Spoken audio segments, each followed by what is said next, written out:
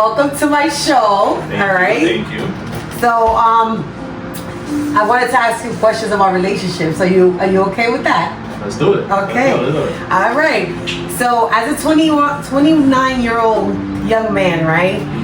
I want to know, how do you explore, right, healthy relationships, right? Do you have how do you know the relationship is healthy? Let's start off with that. Okay.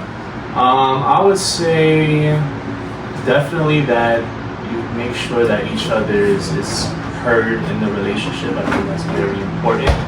I think when one partner feels like they're not being heard, it leads to a lot of problems in the relationship. So communication is very important, especially when, let's say, one is angry with you, or there's something that's bothering them mentally.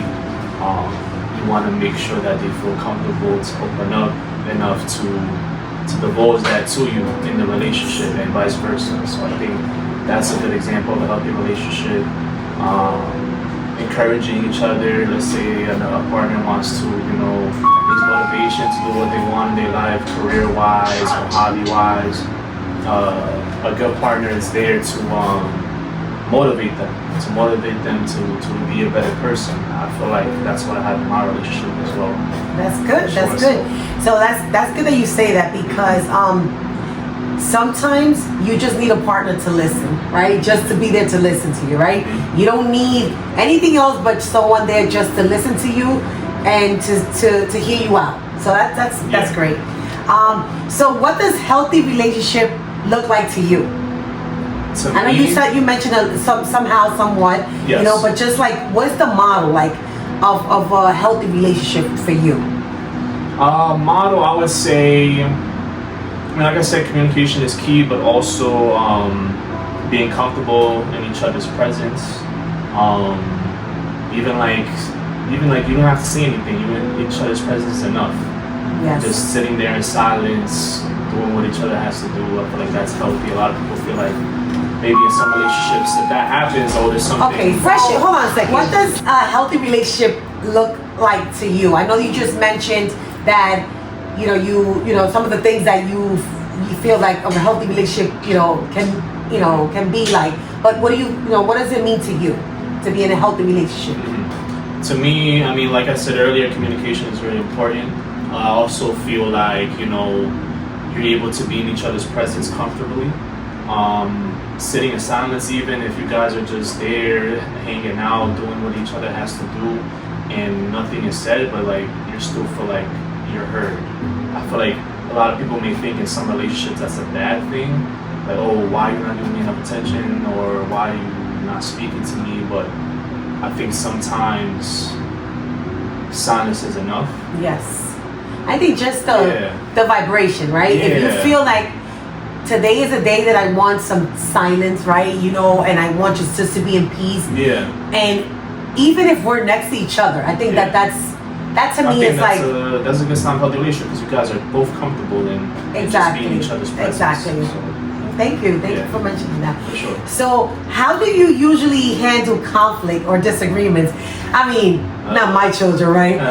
So tell me, how do you handle conflict? I know, because I raised my children and I know how tough they are to deal with. Yeah. So, God bless you, but how do you deal with conflict? Oh man, that's a good question. That's a wonderful question. I would say it's something you learn as the time goes on in the relationship. I don't think it's a one fix all answer. For example, I'll just think about our relationship in the beginning. It was hard, I would say, only because we both handle conflict in similar ways. So, for example, let's say I was mad at her, she was mad at me. There would be in a silence or a shift in energy going on. Yes. And the partner could tell that something's wrong. Yes. And when you ask them, though, they will be like, oh no, nothing's wrong, fine. Yeah, so that would go on for 30 minutes, an hour, and in your heart that they're upset that you maybe did something wrong or something happened, but it just takes a little bit while to get that out of the person. I think that was an issue early on in our relationship, that we both did that. And I think it's good that you recognize that, right? Yeah, That yeah, you yeah. both did recognize that, because it goes both ways, right? Yeah. There may be like in my case, right? There were times where I felt like my husband not responding was confrontational for me, because it's like, you need to tell me, like, if there's something wrong with you, you need to tell me. Why are you not speaking? I can't imagine what's going on with you, and I can't think of what's going on with you if you don't tell me. Yeah. So I think that it's important, as you build in your relationship, that you see these things, right? Yes. And you understand these things, and then you also don't point each other, point fingers at each other and say, well, this one, I did this, or you did that, or this is the reason why, we're upset at each other. I think it's good that, you recognize, and I think that's growth, right? No, for sure. And then I feel like we just recognized that, like you said, in each other, and we had that conversation, and we said to each other, listen, if something is wrong, if one of us is mad at each other, please don't be afraid to communicate that with the partner. And that's something that, as the relationship built, we got better at. And I feel like we're in a place now that if one of us is mad at each other, we can say, okay, I'm mad, and then, okay, how can I fix it? What did I do wrong? How can I act differently next time so this doesn't happen again? And then one thing I always too used to specify, even like when we first started dating, was to not go to sleep mad at each other. That was like the main thing I always used to say. That is the best because thing. Yes. You sleep on it, and then it festers, and then you wake up in a bad mood, and it just will fester throughout the whole week. And then one thing that I realize is that you think that you going to sleep upset, it's going to go away the next morning. It's not going to go away the next morning. It's going to stay there. Yeah. And like you mentioned, it's going to fester. And then you're going to build resentment because now you can't speak to this person. Now you can't talk, and you feel like the time that you're going to take to address something with someone, they're going to bite at you, or they're gonna jump at you. Yeah. So I think it's very important to always address things, and it's okay to agree to disagree. There's gonna be times that you can agree to disagree, but you also have to get to that point, right? Let's get to the point where we think that we are disagreeing to agreeing, right? Or we are agreeing to agreeing, or whatever it is. But at least you're addressing the situation. And that's good. Mm-hmm. So, what did past relationships teach you about yourself? Well, interesting. Like your growth, your mindset, It's interesting because, I mean, I'm sure you know this, but your daughter was actually my first official girlfriend. So I never really had like a past like serious relationship before this to be like, to have experience to build on this current relationship. But I will say, I was talking to a few women in the past, like it wasn't as serious. And one thing that I took from that, especially this one specific time I can think of, is just showing effort. I learned that that's very important. You learned that in my house. Yeah. No, showing effort for sure, and then communication as well. Like even at that time, like I definitely was not ready. And I'm sorry, but I mean, I kind of like, sort of, like build a bunch of like boss girls. They're like so bossy, and they also know what they want, right? No, so I think that it tells you a lot about how they also show up, right? Yeah. And I think that I want my daughters, right, to also see that there's nothing wrong with having high expectations, right? Yeah. And I think that it comes off sometimes as, like I'm better or I'm this. It's not that. It's just that it is important, especially when you go, you have your own children, that you also build that into your children, your son, your daughters, that you are important, and you have to choose yourself first, right? So that's important, right? Yeah. So just know that doesn't come from a bad place. It comes really from a good place, where they're choosing themselves, No, for sure. For sure. So how do you balance independence and partnership, right? Well, that's another thing that was like, also, I would say early in a relationship was, something we worked on, because in the beginning we were very like codependent, non-stop with each other, always had to be next to each other every time we go out. My man. Yeah, my girl, my wifey. But I mean, we're still like that to a certain extent, but I feel like we learned early on, we communicated to each other that it's okay to be on your own sometimes and have your own personal space. And that was a conversation that we've had. And then we realized that it's okay to you know, you have your girls' night, I have my guys' night, or maybe I need some time to myself to like maybe listen to some music, refresh, maybe reset your mental. And same for her, like she has her hobbies, I have mine. She likes social media, I like music and sports and stuff like that. So it's okay to you know, have your own space, and then once you come back together, it's gonna come back even stronger. Like they say, love goes fonder in absence. So it's something that's I think is important. It's very important. Yeah. It's really important because a lot of times we think that, you know, once you have a relationship with that, say you forget about the whole world. It's not like that. You know, of course you have to get rid of some toxic people because that also comes into your relationship, right? You're gonna have people that you need to kind of like, okay, it's time for you to go because that they don't bring anything positive into your relationship. But also you're gonna have people that do bring positivity, but also you can't have them in your relationship all the time. You can't have them in your business, like family. Like even though I'm here, right, most of the time, I rarely, unless I think I need to get involved. I don't know, you can tell me. Right. I mean, I defended you a lot of times. No. I defended you more than her. You know, because I know what I have. She will get mad. Why you not defending? She would get upset because I'm defending you. But at the same time, it's like, you know, wrong is wrong.